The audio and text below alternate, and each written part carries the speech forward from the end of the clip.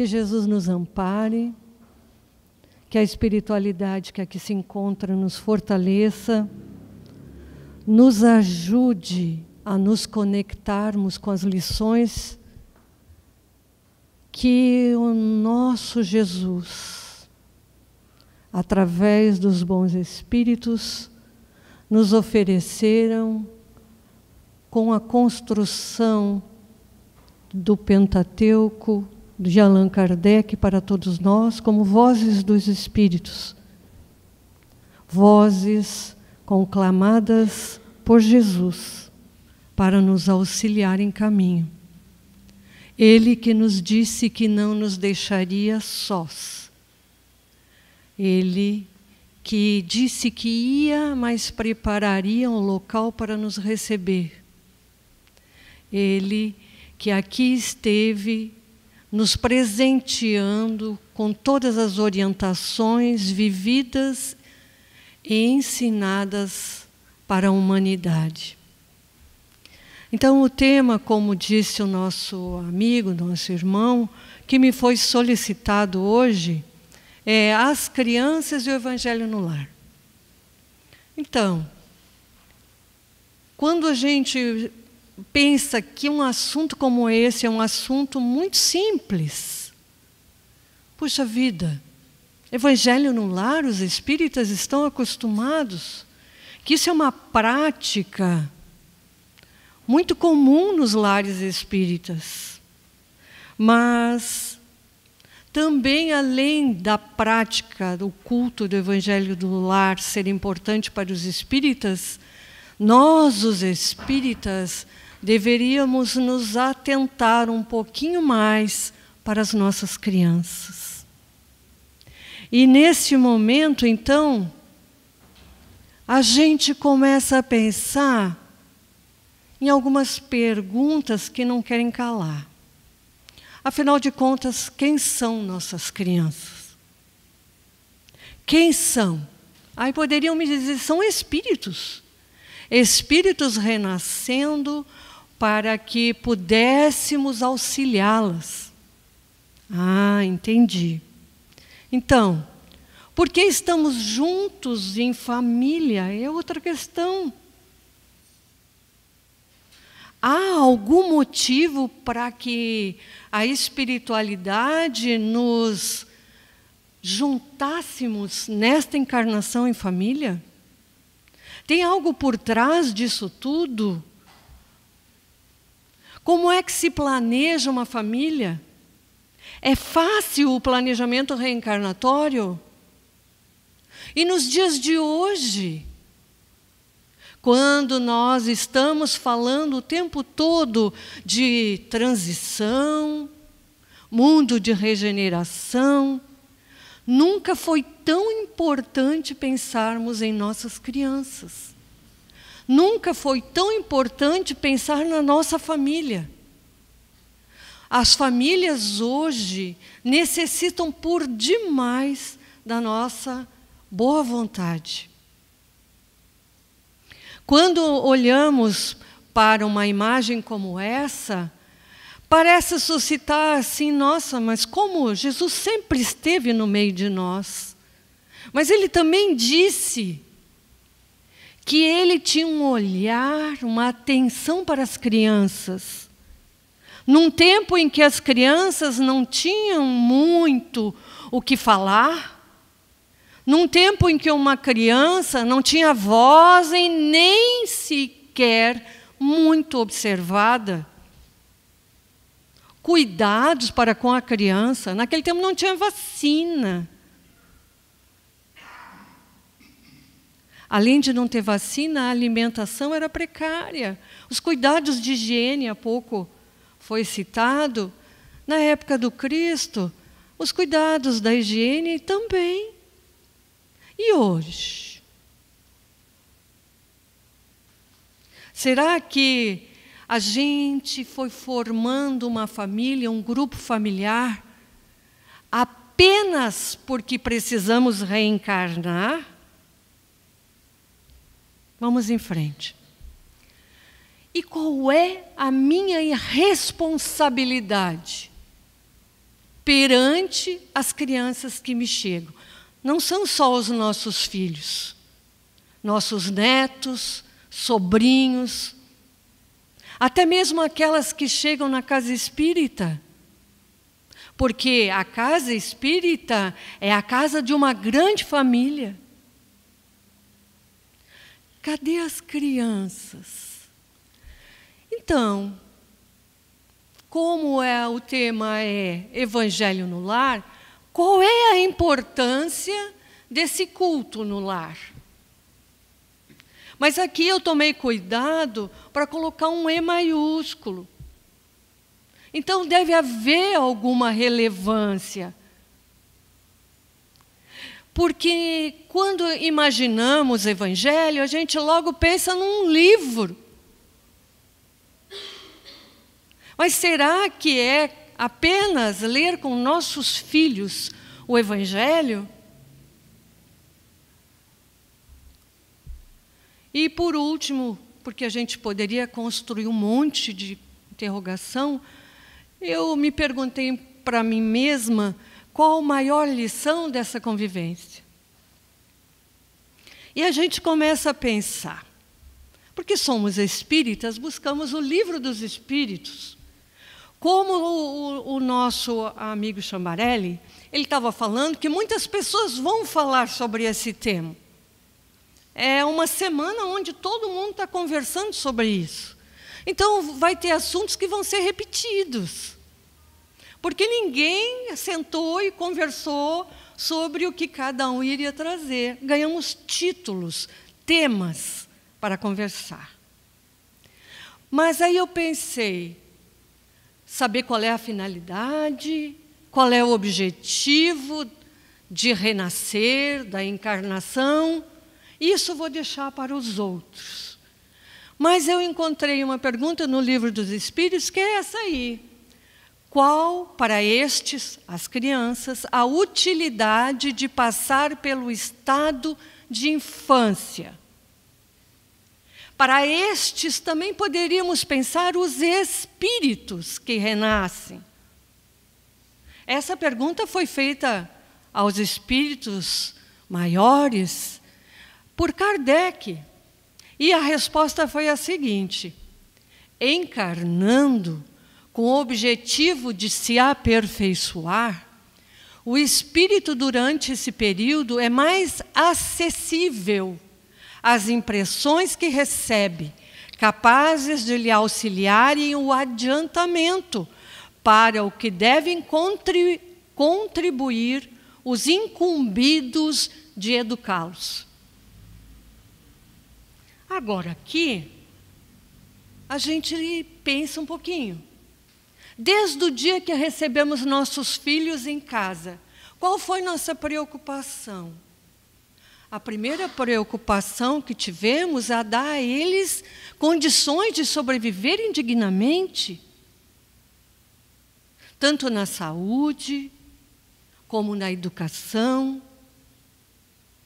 A gente pensou em, puxa vida, será que eu vou dar conta de ajudar o meu filho para que ele tenha uma profissão, para que ele possa desenvolver as suas capacidades e competências? Quem sabe aqui nesse meu filho, será que eu tenho em minha frente um advogado, um médico, um professor? E eu tenho que pensar em como ajudá-lo, preparar ele para viver em sociedade. Aí a gente foi deixando as nossas ideias trazerem formato de planos. Formulamos, muitas vezes, uma trajetória para os nossos filhos de uma ordem que nós, muitas vezes, esquecemos, inclusive, de perguntar o que eles desejam ser durante a existência, exercer na existência. Mas é louvável demais isso, gente. Educar os nossos filhos na forma de desenvolver a sua inteligência, o conhecimento, a bagagem que eles estão construindo é louvável e devemos fazer. É de nossa responsabilidade. Mas nessa pergunta, os espíritos respondem a Kardec que nossos filhos em estado de infância, eles estão aqui com o objetivo de aperfeiçoamento. Mas então, nesse período de aperfeiçoamento, tudo aqueles que eles receberem como instrução vai ser por demais importante, mas eles dizem também que é para auxiliá-los em seu adiantamento. Aí eu pergunto, que adiantamento é esse?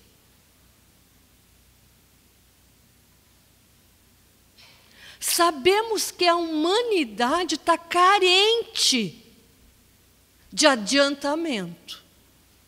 Sônia, como que tu diz isso? Olha aí à tua volta. O setor que eu estou falando não é o tecnológico,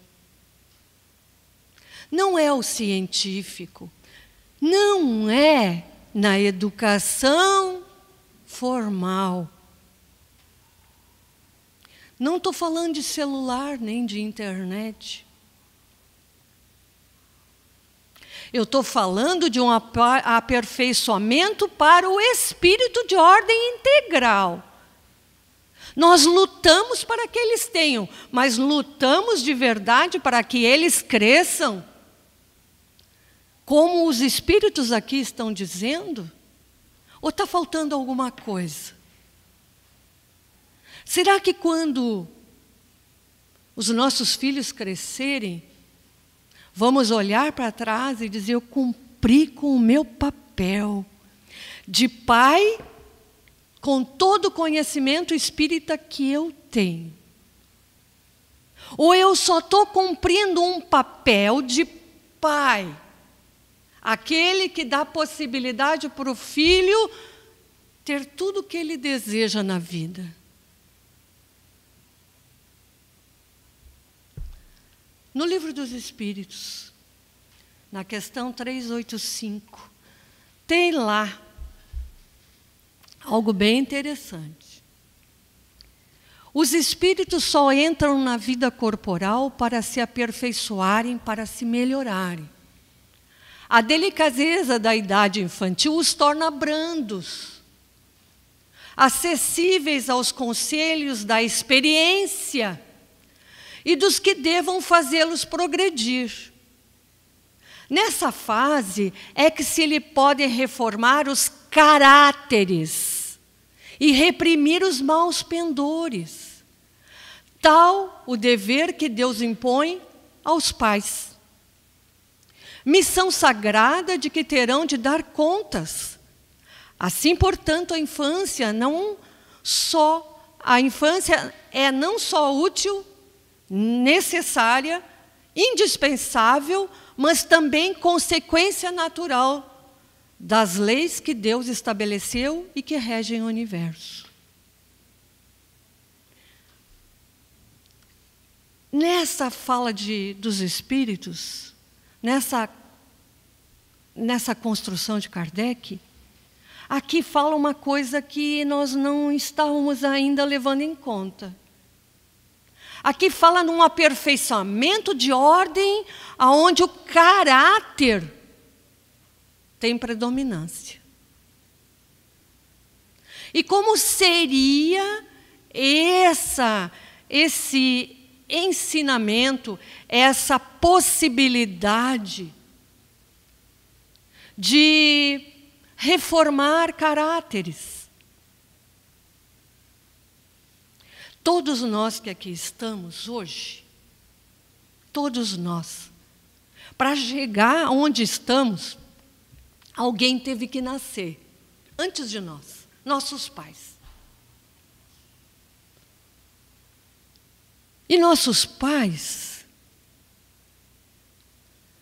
deram conta ou não, cada um com as suas possibilidades.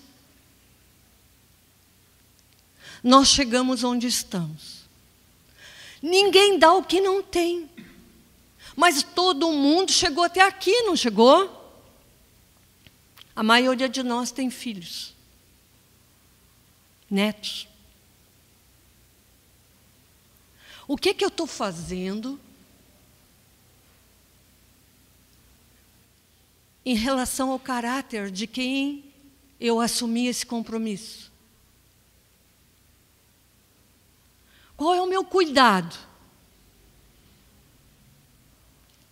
Porque aqui diz que a infância, ela é útil, necessária, indispensável, mas vê bem, essa infância, ela é um momento em que essa criança, ela é acessível aos conselhos da experiência. De quem? Dos pais, dos avós, dos irmãos mais velhos e de toda a família. A experiência dos mais velhos deve de dar aos seus pequenos uma base. E que base seria essa? Também na questão 385A, Kardec faz um comentário dessa questão. E lá nesse comentário ele diz: há um elemento que se não costuma fazer pesar na balança e sem o qual a ciência econômica não passa de simples teoria. Esse elemento é a educação. Não a educação intelectual, mas a educação moral. Não referimos, porém, a educação moral pelos livros, e sim a que consiste na arte de formar caráteres, a que incute hábitos, porquanto a educação é o conjunto de hábitos adquiridos. Nossos filhos hoje, quando eu, na minha idade, olho para os meus filhos, onde o mais novo já tem 31 anos, e que eu já recebi netos, e eu consigo hoje olhar para eles, para os meus netinhos, com um olhar mais atento. Atento a eles, sim, mas atento ao pai deles, que eu eduquei. Como é que eu eduquei meu filho? Como é que ele está educando o meu neto? E aí a gente vai observar o que de verdade nós fizemos por nossos filhos. Porque o que a gente deu de noção de moral e caráter, nosso filho vai passar para o filho deles. E tem outra questão, gente. Não nos esqueçamos que durante toda a nossa existência, com uma escadinha, ou 1, ou 2, ou 3, os nossos atos, o nosso exemplo, é o que os nossos pequenos observam o tempo todo. O tempo todo eles nos observam. Na questão 917, ainda relativa à educação, uma educação diferenciada. Não a educação, não por essa educação que tende a fazer homens instruídos, mas pelo que tende a fazer homens de bem. A educação convenientemente entendida constitui a chave do progresso moral. Quando se conhecer a arte de manejar os caráteres, repetindo aqui, Como se conhece a de manejar as inteligências, conseguir-se-á corrigi-los. Do mesmo modo que se aprumam plantas novas. Essa arte, porém, exige muito tato, muita experiência e profunda observação. Faça-se com o moral o que se faz com a inteligência. E ver-se-á que se há naturezas refratárias, muito maior do que se julga, e o número das que apenas reclamam boa cultura para produzir bons frutos. O que Kardec está nos dizendo aqui? Como é que é a nossa sociedade hoje?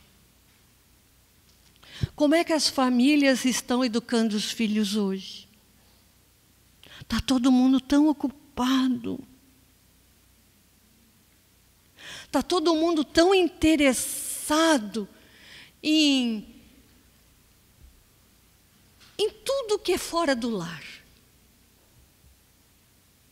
E os pequenos estão aonde? Nas escolas, nas creches. Ou então com alguém que cuide deles em casa. Nem todo mundo tem um avô e uma avó para cuidar. Nem todo mundo tem um tio, uma tia para cuidar. Uma dinda. E como é que nas escolas eles estão recebendo nossos filhos? Como é que a sociedade hoje demonstra para nós nas redes sociais como é que está a educação? E aqui eu estou falando na educação não do conhecimento que as escolas nos são a diretriz. Eu estou falando do lado moral. Muita gente chega assim, não, mas na escola eles não estão ajudando nada. Mas não esqueçamos o que a gente está aprendendo. A educação inicia lá. E a gente está relegando isso, está passando para outro. Eu assisti, no final de semana, a conferência do CECAL. E teve um momento muito complicado, sabe, gente? Porque eu achei pesado. Pensei, será que eu passo para eles isso? Será que eu passo? Mas depois eu pensei, às vezes, a gente precisa de uma sacudida. Assim como foi comigo. Ana Guimarães, uma doçura em pessoa, ternura sem igual. Contou de várias experiências dela, quando era jovenzinha, porque agora ela já tem um pouco mais de idade. Aonde ela foi nos presídios. E ela contou que numa dessas visitas ao entrar no refeitório, no Rio de Janeiro, quando ela entrou e viu a cena era essa. As mesas chegavam a ter uma crosta de gordura. As paredes tudo sujas. As baratas corriam de um lado para o outro. As pessoas, num inverno frio, de bermuda e camiseta manga curta, num chão de piso de cimento. E aqui na camiseta estampado, Projeto Humanizar. E ela disse, todo pai, toda mãe, deveria, antes de ter um filho, visitar um lugar desse. Para que entendesse isso que Kardec está falando. Que a gente, quando recebe uma criança, ela vem com um manancial de oportunidades. E que cada pai, cada mãe tenha a obrigação, o dever de cultivar o solo do coração e dessa alma recém-chegada com as melhores sementes. Porque, na verdade, como diz Haroldo, a maioria de nós não é mal. A maioria dos homens não são perversos. São ignorantes. E vejam, nós estamos entrando numa era onde o cientificismo, as construções megalômicas, toda a educação para que a inteligência se desenvolva está no auge. Mas o solo do coração das pessoas está relegado. E o Kardec diz assim, que mesmo que haja naturezas refratárias,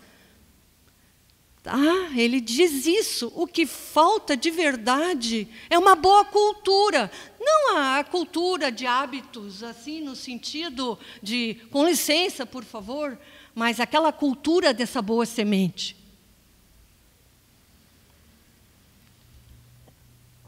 Aí, o tema nos traz a lembrança do Evangelho no lar. Esse Evangelho do lar, o que é? É apenas um momento onde a gente se reúne para ler o Evangelho? Não deveria ser isso. Mas é o que acontece. Conheço pessoas que fazem Evangelho no lar apenas porque têm medo dos espíritos. A gente tem que fazer Evangelho no lar para afastar os maus espíritos. Porque a gente está brigando muito, as coisas não estão dando certo, a gente perdeu o emprego, as crianças estão brigando muito, ninguém se entende nessa família. Então são os obsessores. Então vamos fazer Evangelho no lar para que isso, porque os espíritos bondosos venham e os recolham. Será que é isso? Será que eu estou entendendo bem o que é um evangelho no lar?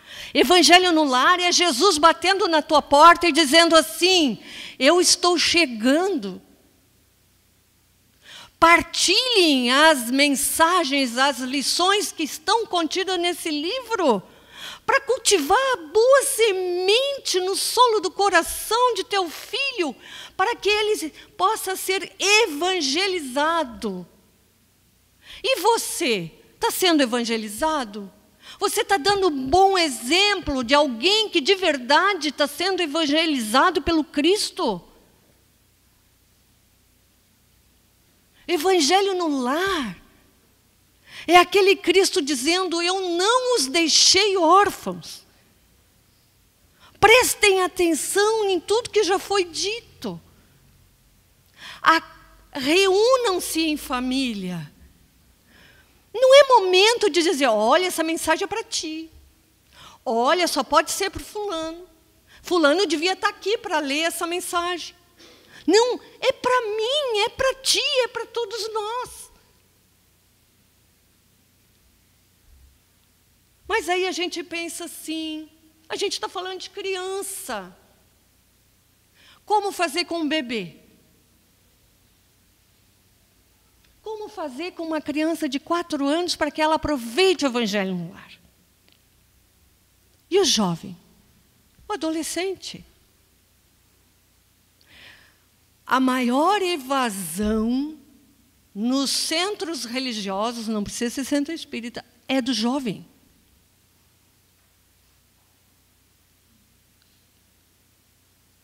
Não estamos sabendo.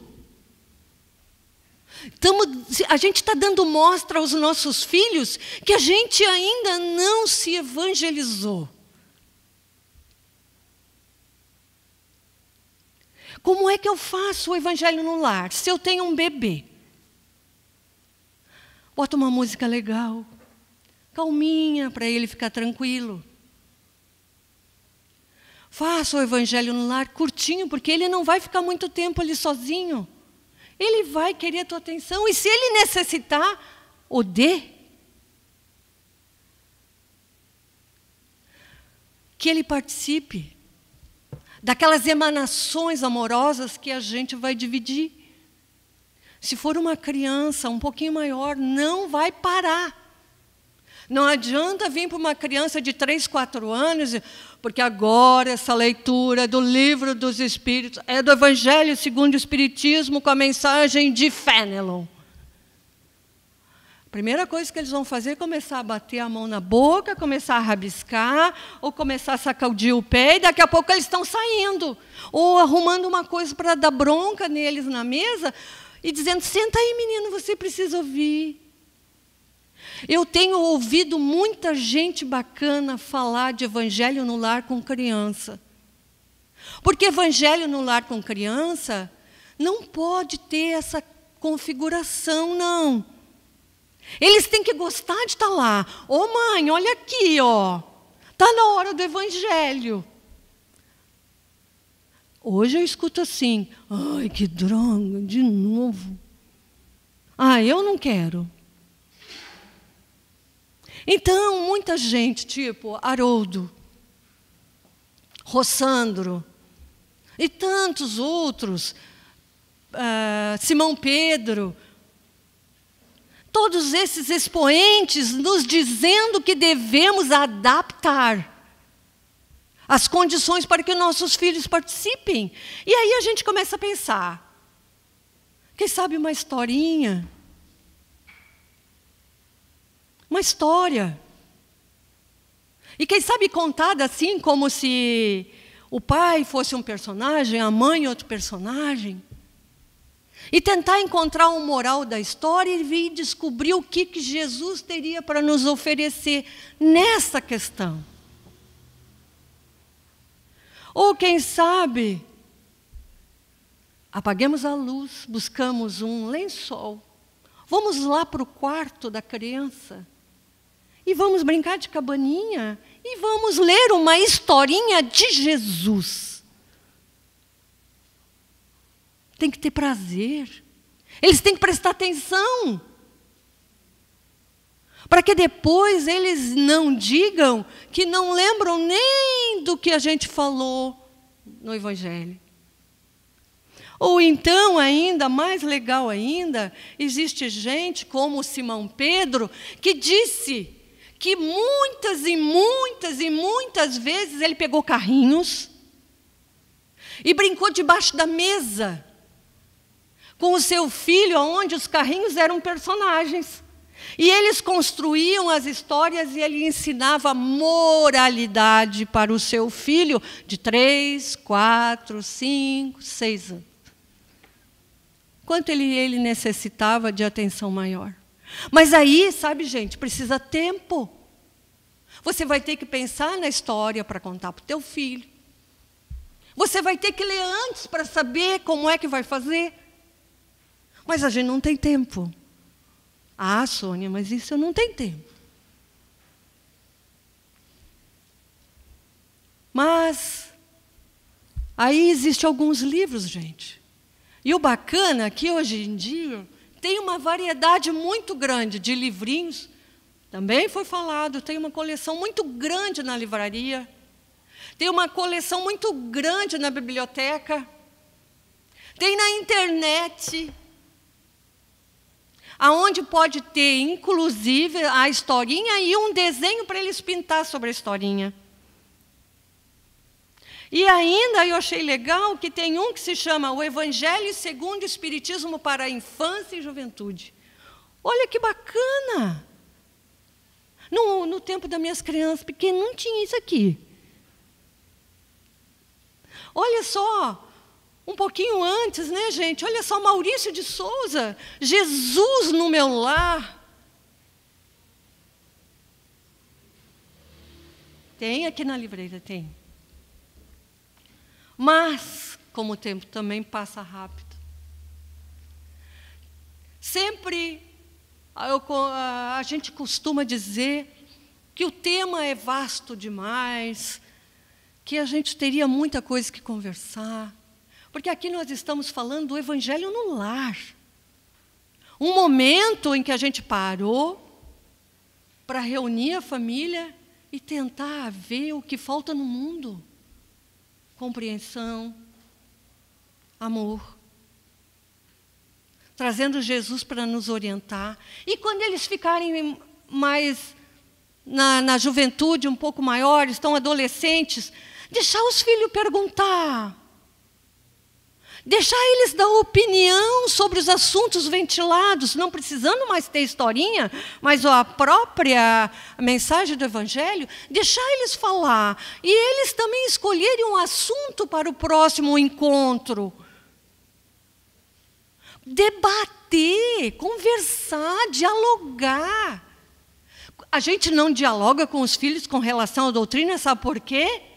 Porque a gente não tem consistência naquilo que vai falar. A gente não sabe direito o que dizer. Porque se a gente tivesse, não seria difícil. Primeiro, respeitar a opinião deles. Depois, passar a sua opinião. Mas se você não respeitar a opinião dele, ele não vai nem te ouvir. Você pode falar da dele, da sua, de outro mais, e trazer a doutrina. Aí tem uma poesia de Emmanuel, no livro Nosso Livro, onde Chico Xavier traz sobre justamente isso, Jesus no lar. Porque o Evangelho é isso, gente. Jesus no nosso lar. Ah, mas será que ele vai lá? Se ele lá, em espírito, não estiver, com certeza todos os mentores que cada um de nós possui, todos os espíritos bondosos familiares que nos ajudam a trilhar os caminhos aqui na Terra, com certeza muitos outros que nem lembramos, e talvez também tenhamos companhias que às vezes não são tão agradáveis, mas que nessa relação amorosa vai ser muito mais fácil para eles olharem para nós e dizer assim, puxa vida, eles estão se esforçando para ser diferente. Não é mais aquela pessoa que eu conheci. Está estranho isso aqui. Olha como é que ele está tratando o filho dele. Olha como é que ele está dando o exemplo para o filho dele. Aí o Emmanuel diz assim, o culto do Evangelho no lar aperfeiçoa o homem. O homem aperfeiçoado ilumina a família. A família iluminada melhora a comunidade. A comunidade melhorada eleva a nação. O homem evangelizado adquire compreensão e amor. A família iluminada conquista entendimento e harmonia. A comunidade melhorada produz trabalhos e fraternidade. A nação elevada orienta-se no direito, na justiça e no bem. Espiritismo sem evangelho é fenômeno ou raciocínio? O fenômeno deslumbra, o raciocínio indaga. Descobrir novos campos de luta e pensar em torno deles não expressa tudo. Imprescindível conhecer o seu próprio destino. Não basta, pois, a certeza de que a vida continua, infinita, além da morte. É necessário clarear o caminho. Do Evangelho no lar depende o aprimoramento do homem. Do homem edificado em Jesus Cristo depende a melhoria e a redenção do mundo. O planeta de provas e expiações está nos últimos instantes. O que é que eu estou fazendo para ajudar os meus filhos, as nossas crianças, para que eles, num mundo novo, sejam referência de bem, de justiça e de amor. E isso não é na casa espírita apenas a